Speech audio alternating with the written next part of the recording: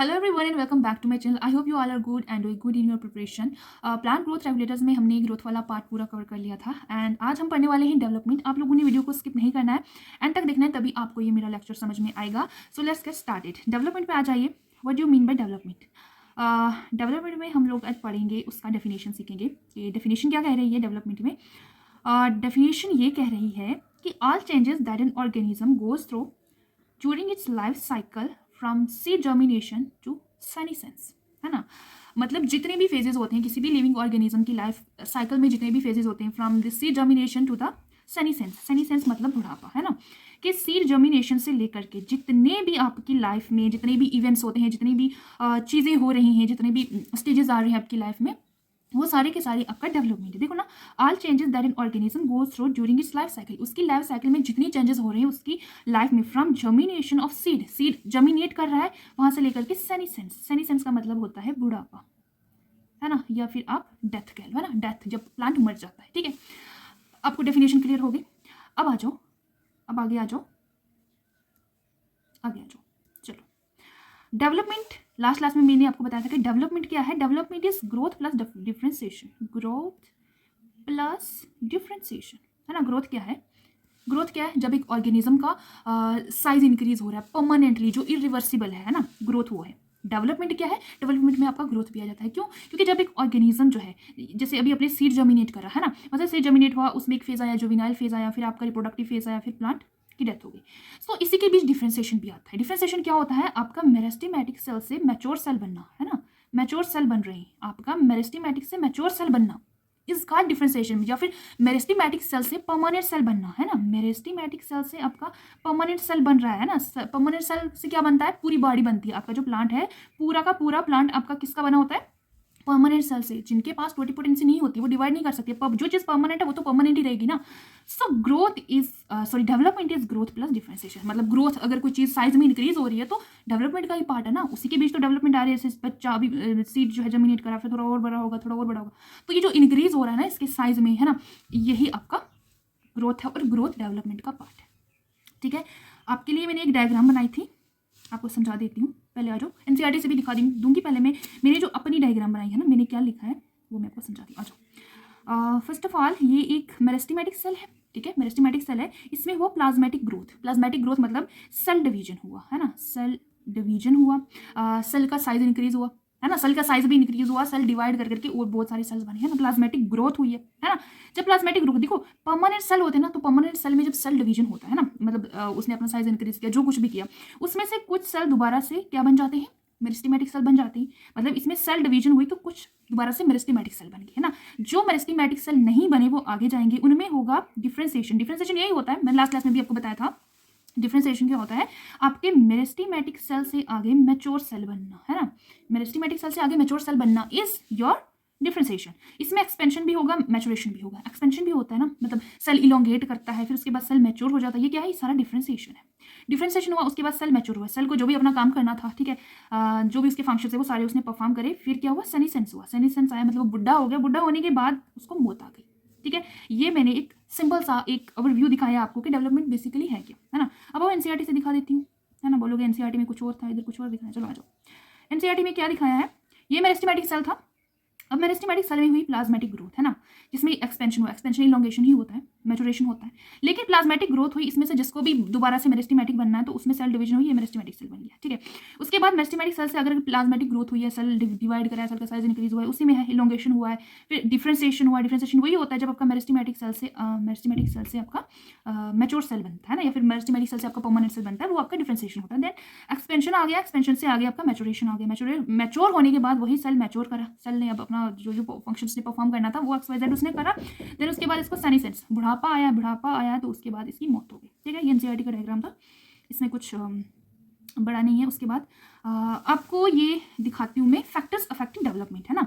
ये क्या क्या फैक्टर्स हैं जो आपकी डेवलपमेंट को अफेक्ट करते हैं, है ना। आपकी डेवलपमेंट है उसमें क्या क्या फैक्टर्स होंगे, कौन कौन से फैक्टर्स हैं उसमें, और दिखाती हूँ उसमें कौन कौन से फैक्टर है। Intrinsic and extrinsic factors, intrinsic and extrinsic factor. Intrinsic मतलब इंटरनल, है ना, अंदरूनी, इंटरनल, एंड एक्सट्रिंसिक हो गया मतलब एक्सटर्नल, जो आउटसाइड में, है ना, बाय जो एनवायरमेंट में। चलो आज इंट्रिंसिक हो गया अंदरूनी। इंट्रिंसिक में आते हैं आपके दो, intracellular and intercellular. Intracellular and intercellular. Intracellular में क्या हो गया, जेनेटिक, है ना, जेनेटिक, ठीक है। जैसे प्लांट का कोई जीन है ना, जिसमें जेनेटिक, आपका जेनेटिक मटेरियल है किसी प्लांट का, वो आपकी प्लांट की डेवलपमेंट में अफेक्ट कर दे, ठीक है। इंटरसेलुलर होता है, इंटरसेलुलर होता है आपका सेल के अंदर, सेल के अंदर, ठीक है। आपका एक सेल है, इसके अंदर जितना भी जेनेटिक मटेरियल है, इसके अंदर क्या क्या आपकी डेवलपमेंट को अफेक्ट कर रहा है, उसे हम बोलेंगे इंट्रासेलुलर, जो कि आपका जेनेटिक मटेरियल है। सेल के अंदर जेनेटिक मटेरियल होता है, ये उसी की बात कर रहे हैं। इंटरसेलुलर क्या हो गया, जो आपकी एक सेल से दूसरे सेल में ट्रांसफर हो जाए, सेल टू सेल, है ना।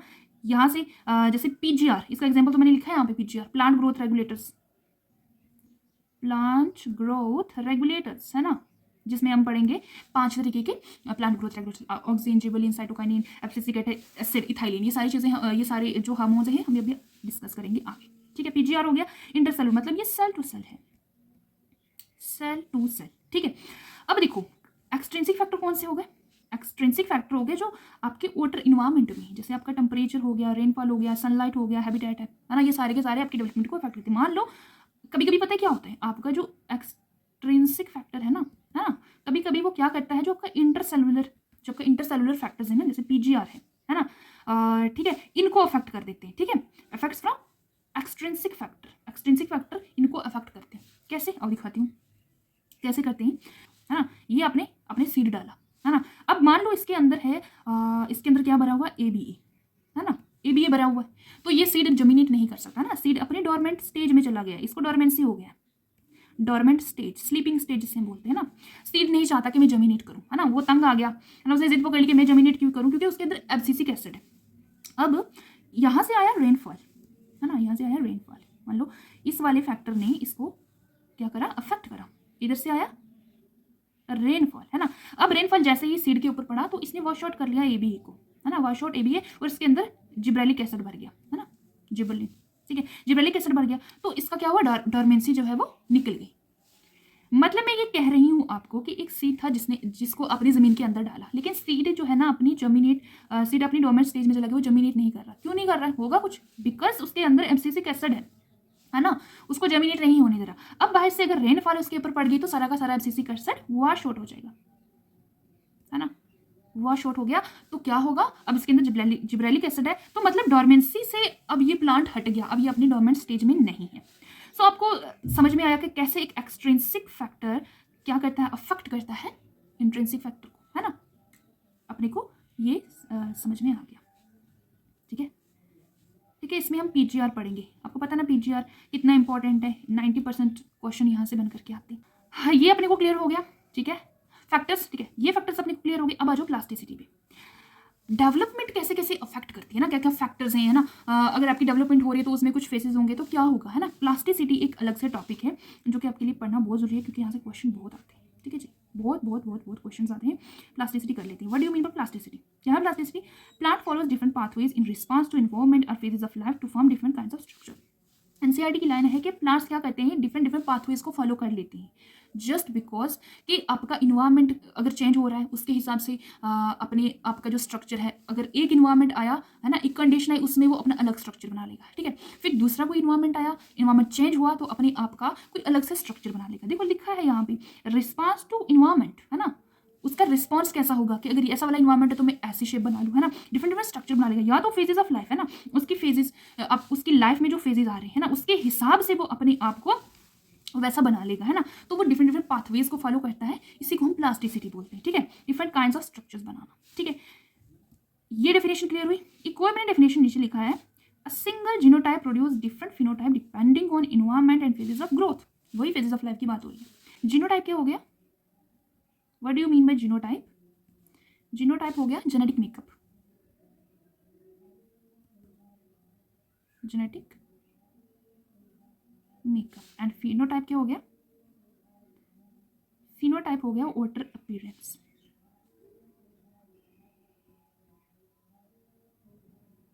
ठीक है जी, वाटर अपीयरेंस। समझ में आया क्या लिखा था मैंने, यहाँ पे क्या लिखा है, single genotype produces different phenotype depending upon environment and phases of growth. एक सिंगल जीनोटाइप मतलब एक प्लांट है, प्लांट के अंदर अगर एक लीफ के अंदर जो जेनेटिक मेटेरियल है वो पूरे प्लांट के अंदर वैसा ही जेनेटिक मेटेरियल होगा, है ना। जो भी प्लांट्स होते हैं उनके अंदर एक ही जेनेटिक मेटेरियल होता है ना, तो एक single genotype different phenotype produce कर सकता है। अब फिनोटाइप क्या, आउटर अपीयरेंस, है ना, बाहर का दिखना। जैसे मुझे आप देखोगे कि इसका फिनोटाइप कैसा है ना, इसकी नाक छोटी है या लंबी है, इसका आंखों का कलर ऐसा है, इसकी हाइट बहुत लंबी है ना, ऐसा ही आप करते हैं। फिनोटाइप होता है जो आपको सामने से दिख रहा है, एंड जीनोटाइप क्या है, जेनेटिक मटेरियल जिसको आप देख ही नहीं पाते हो, है ना। तो मेरा जेनेटिक मेकअप देख के आप मुझे नहीं बता सकते ना, है ना, कि इसका अच्छा इसका जीनोटाइप ऐसा होगा तो तभी इसकी हाइट ऐसी है, ऐसा ऐसा कुछ, है ना, ऐसा नहीं होता। सो सिंगल जीनोटाइप, एक प्लांट है, प्लांट के अंदर जो जीनोटाइप यहाँ पे है वो पूरे प्लांट के अंदर, है ना, एक प्लांट के अंदर सेम जेनेटिक मटेरियल होगा, उसके लीव्स में, उसके फ्लावर में, उसके बड में, उसके किसी भी पार्ट में सेम जेनेटिक मटेरियल होगा। लिखा सिंगल जीनोटाइप, एक प्लांट के अंदर एक जीनोटाइप है लेकिन वो डिफरेंट फिनोटाइप प्रोड्यूस कर सकता है depending upon environment and phases of growth.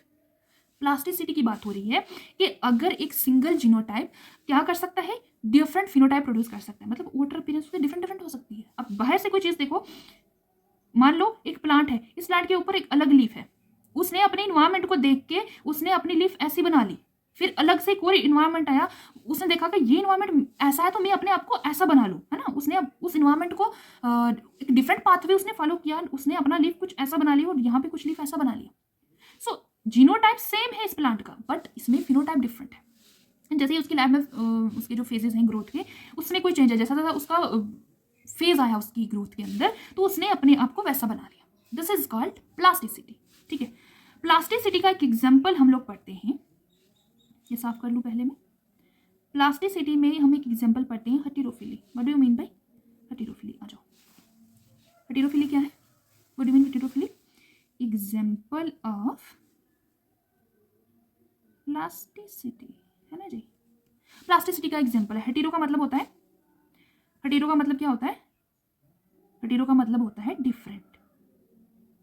ठीक है जी, डिफरेंट। एंड फिली का मतलब तो आपको पता ही है, कितनी बार पढ़ते हो, इसका मतलब होता है लीव्स, डिफरेंट लीव्स। आ जाओ हेटेरोफिली पढ़ लेते हैं। हेटेरोफिली क्या है, एग्जाम्पल है प्लास्टिसिटी का। प्लास्टिसिटी क्या है कि प्लांट डिफरेंट डिफरेंट पाथवेज को फॉलो करता है in response to different environment और इट्स फेजेस ऑफ ग्रोथ, है ना। जस्ट बिकॉज ऑफ आपका इन्वायरमेंट अलग है, आपके ग्रोथ में फेजेस अलग अलग आ रहे हैं, तो आप अपने आप को उस हिसाब से एडजस्ट कर रहे हो, है ना, अपने स्ट्रक्चर्स को अलग अलग बना रहे हो, जैसा इन्वायरमेंट है वैसा स्ट्रक्चर बना लो। This is called plasticity. And example हम पढ़ते हैं हेटेरोफिली। हेटेरो का मतलब हो गया डिफरेंट, एंड फिली का मतलब आपको पता ही है कि लीफ की बात हो रही है ना जी। आ जाओ, ये दो तरीके का है, due two phase of life, है ना, phases of life, due two phases of life, इस प्रकार का हेटेरोफिली। एंड ड्यू टू इन्वायरमेंट, है ना, आपको आपका जो इन्वायरमेंट है वो आपको अफेक्ट कर रहा है, तो उस हिसाब से आप अपने आप को वैसा बना रहे हो, है ना। So due two phases of life में अपने को एग्जाम्पल्स पढ़ने हैं, कोरिएंडर, लैक्सपर एंड कोकोनट। कैसे आप लर्न करोगे, ट्रिक बता देती हूँ। कोलाको, कोलाको, किसी और कलर से लिखते हैं, कोलाको, कोलाको, CO कोरिएंडर, LA से लैक्सपर एंड CO से कोकोनट।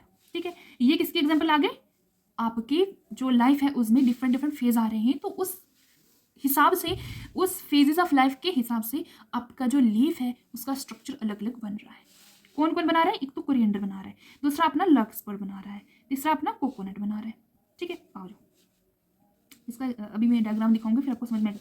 एंड इसका है बटर कप। बटर का तो आपको पता ही है ना, इसका एग्जाम्पल मुझे वो करने की जरूरत नहीं है, ये आपको पता है, बटर कप का बटर से याद रखो। ठीक है, बटर कप इन्वायरमेंट के हिसाब से अपने आप के जो स्ट्रक्चर्स हैं वो चेंज कर लेता है। और इसका एग्जाम्पल दिखाती हूँ, चलो आ जाओ। ये जो स्ट्रक्चर मैं आपको बता रही हूँ ना, ये जो स्ट्रक्चर मैं आपको बता रही हूँ, ये कौन सा है, कोरिएंडर का लीफ है। इसने कैसे, इसकी लाइफ का जो फेज है, अलग अलग फेजेस आए, तो इसने कैसे अपने लीव्स का शेप चेंज कर लिया, अब मैं बताती हूँ। ये वाला जो आपको फेज दिख रहा है, ये मैं पेन से करूँगी ना, ये जो आपको ये दिख रहा है, ये जुवेनाइल फेज है इसका, जुवेनाइल फेज, है ना। जब इसका जुवेनाइल फेज होता है तो ये अपने लीव्स को कुछ ऐसा पतला पतला कर लेता है ना, ये ज़्यादा बड़े नहीं होते, ऐसे पतले पतले, ऐसे धागे धागे टाइप, है ना, ऐसे ऐसे अपने लीव्स की शेप को कर लेता है। तो जब ये मैच्योर हो जाता है ना, जब ये मैच्योर हो जाता है तो ये इसकी जो ये है जो लीव्स हैं ये थोड़े बड़े बड़े हो जाते हैं, इनका साइज इंक्रीज हो जाता है, ये ऐसे हो जाते हैं। ठीक है, आपने ये धनिया देखा होगा, है ना, आपके घर में अगर कहीं धनिया या बाजार से भी कहीं से लाते हो तो आप देखना कभी के जो अलग अलग फेजेस होते हैं, है ना, अगर आपके घर में तो आप आसानी से देख पाओगे कि जब जुवेनाइल फेज आता है तो इसके पत्ते कुछ ऐसे हो जाते हैं ना, पतले पतले से हो जाते हैं। ठीक है, और जब क्योंकि इसकी ग्रोथ में फेजेस अलग अलग आ रहे हैं तो अपने स्ट्रक्चर को ये डिफरेंट डिफरेंट स्ट्रक्चर बना रहे हैं। देखो ये अलग स्ट्रक्चर है, ये अलग स्ट्रक्चर है। सो आपका एनसीईआरटी में वो डिफरेंट डायग्राम दिया हुआ, अभी दिखाऊंगी मैं आपको। ये क्लियर हुआ? इस पे आ जाओ। बटर कप, ये अपना बटर कप है। बटर कप क्या करता है, इन्वायरमेंट के हिसाब से स्ट्रक्चर चेंज कर लेता है। इसका भी वैसा ही है। जब ये पानी में होता है ना, पानी का अलग इन्वायरमेंट है एंड बाहर जो इन्वायरमेंट है वो अलग है। सो इसका जो पानी वाला इन्वायरमेंट है ना, इसका जो पानी वाला इन्वायरमेंट है इसमें आप आसानी से देख पाओगे कि नज़दीक से दिखाती हूँ, ये बटर कप है। इसका जो पानी वाला फेज है, ठीक है, ये अंडर वाटर है। तो यहाँ पे आप आसानी से देख पा रहे हो कि इसके लीफ बिल्कुल पतले पतले हैं, है ना, जस्ट लाइक योर कोरिएंडर। अभी जो मैंने कोरिएंडर बताया आपको, धनिया बताया, वैसा ही इसका है ना, पानी के अंदर इसके लीव्स बिल्कुल पतले पतले, क्योंकि पानी के अंदर इन्वायरमेंट अलग है। सो जब बाहर देखो, पानी से बाहर देखो तो सेम वैसा जैसे भी आपको मैंने धनिया का दिखाया था, जब वो मैच्योर हो जाता है तो ये अपनी लीफ डिफरेंट बना लेता है। सो इसको डिफरेंट इन्वायरमेंट है, पानी के अंदर इन्वायरमेंट अलग है, सो दैट्स वाई ये अपनी लीफ को ऐसा बना रहा है। अब पानी के बाहर इन्वायरमेंट अलग है तो उस इन्वायरमेंट के हिसाब से ये अपना स्ट्रक्चर चेंज कर रहा है। ठीक है, ये समझ में आए? देखो ये सबमर्ज लीफ है, ये डिफरेंट है, ये सबमर्ज लीफ है और ये एरियल लीफ है जो ऊपर हवा में है। ठीक है, आओ, हो गया, डन डन, आ जाओ। ये एनसीईआरटी का डायग्राम आपको दिखा देती हूँ, फिर मत कहियो कि दिखाया नहीं है डायग्राम। आओ, ये हेटेरोफिली दिखाया है, डिफरेंट लीव्स दिखाए। देखो आपको जो आपके एनसीईआरटी में वो लार्कस्पर का डायग्राम आएगा। ठीक है, धनिया का मैंने सिर्फ आपको दिखाया है यहाँ पे। ठीक है, ये लार्कस्पर है। ठीक है, अब जब ये जुवेनाइल फेज में होता है तो इसका जो ये एक, इसका जो लीफ है ये इसका एक लोब बनता है, सिर्फ वन लोब। जुवेनाइल फेज में लार्कस्पर का एक लोब बनता है, लेकिन जब ये अडल्ट हो जाता है ना, जैसे धनिया का था, अभी जब वो मैच्योर हुआ तो उसका ये 3 लोब बन जाते हैं, एक ऐसा, एक ऐसा, ऐसा। अडल्ट हुआ, लार्कस्पर का एक लोब ये आया, दूसरा लोब ये आया एंड तीसरा लोब ये आया। सो इन्वायरमेंट अलग है तो अपने आप को उस हिसाब से ये अपनी उस इन्वायरमेंट में डल जाते हैं। दूसरा यहाँ पे बताया बटर कप का है आपका। अब ये अपना अलग लोब बनाए, इसने 3 लोब बनाए। जब ये टेरिस्टल था, अभी मैंने आपको बताया ना ऊपर जब ये टेरिस्टल था तो इसने अपना ये वाले ऐसे 3 लोब बना लिए। जैसे ये धनिया का दिख रहा है ना आपको, धनिया नहीं, ये लार्कस्पर का है ना, लार्कस्पर का जैसे ये वाला ना वैसा ही शेप इसका टेरिस्टल फॉर्म में होता है, क्योंकि वहाँ पे इन्वायरमेंट अलग है।